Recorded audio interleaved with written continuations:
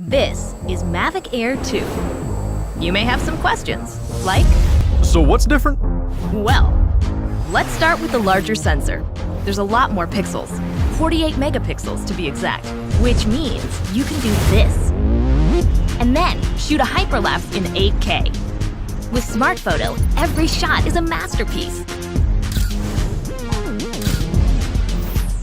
Yeah, but photos aren't really my thing. Don't worry, we've got you covered. It also does 4K 60p video. You can also slow things down. Way-do. And yes, there's HDR video. How's the flight time? It's fantastic. You're looking at up to 34 minutes in the air, a new record for the Mavic series. We've added OcuSync 2.0, so you can fly longer and see clearer. What if I'm not a great pilot? That's where Focus Track comes in, so you can fly like a pro.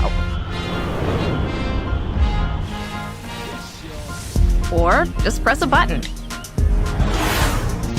Here's the best part: automatic obstacle avoidance.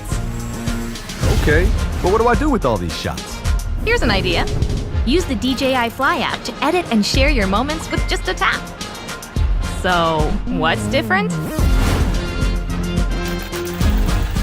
A whole lot.